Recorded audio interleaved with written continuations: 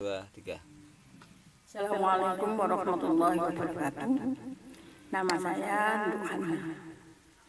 Di kelas 9 ini saya mendapat tugas untuk mengajar aswaja.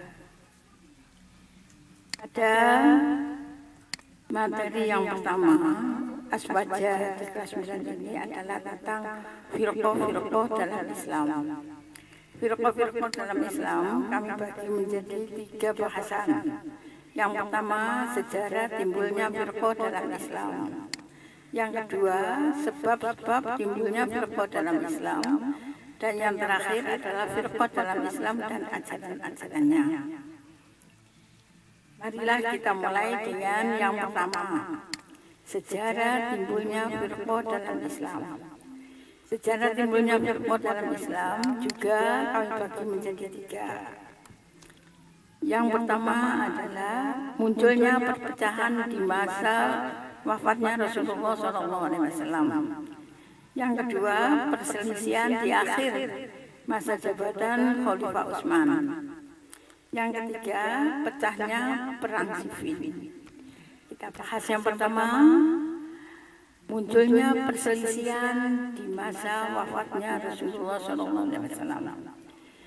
Perselisihan disebabkan oleh perebutan kekuasaan, siapa yang berhak menggantikan Rasul menjadi khalifah. Ada beberapa golongan yang ikut merebutkan masalah itu. Yang pertama adalah golongan Ansor, kedua golongan Muhajirin, yang ketiga Bani Hashim. Golongan Ansor waktu itu mengadakan rapat untuk menentukan siapa yang mengganti atau menjadi khalifah pengganti Rasul. Pada pertemuan itu, golongan Muhajirin ada yang mengetahui, kemudian 3 orang tokoh Muhajirin datang ke sana. Abu Bakar, Umar, dan Abu Ubaidah. Mereka ikut rapat dalam rapatnya golongan Ansor. Setelah tokoh Ansor yang bernama Sa'ad berhenti, Abu Bakar maju ke depan dan kemudian beliau menyampaikan agar tidak terjadi perselisihan, maka pilihlah di antara Umar dan Abu Ubaidah. Umar tampil dan Umar kemudian menunjuk Abu Bakar yang berhak dan pas untuk menjadi khalifah. Langsung kemudian Umar membaiat kepada Abu Bakar dan diikuti oleh sahabat-sahabat Ansor. Maka disepakati oleh mereka semua bahwa yang berhak menjadi khalifah pertama pengganti Rasul adalah Abu Bakar Siddiq. Yang kedua, perselisihan di masa akhir jabatan Khalifah Utsman.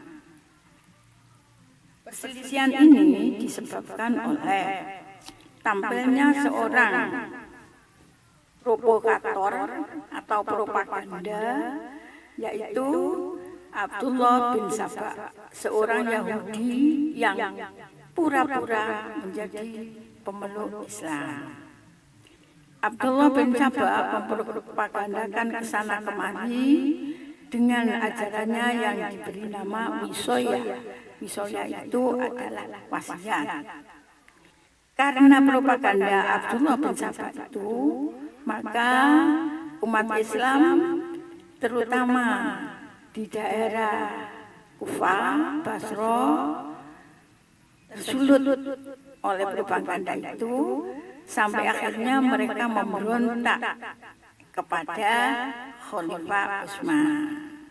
Sampailah kita pada bahasan yang ketiga, pada akhir masa jabatan Khalifah Utsman. Pada masa akhir jabatan Khalifah Utsman itu tadi, maka dengan adanya Wisoya itu, Khalifah Utsman terbunuh dan Akhirnya golongan Utsman menuntut kepada Ali agar dapat menangkap orang yang membunuh Utsman. Dari situlah maka timbullah pertempuran yang disebut Perang Siffin. Perang Siffin terjadi tahun 37 Hijrah atau 657 Masehi. Di dalam pertempuran itu, golongan Ali dan golongan Muawiyah akhirnya sepakat untuk mengadakan tahkim agar tidak terjadi korban yang banyak. Namun apa yang terjadi? Dalam tahkim itu golongan Ali kalah dan golongan Muawiyah menang. Karena kalah, maka golongan Ali kemudian pecah menjadi dua, yaitu kaum Khawarij dan kaum Syiah.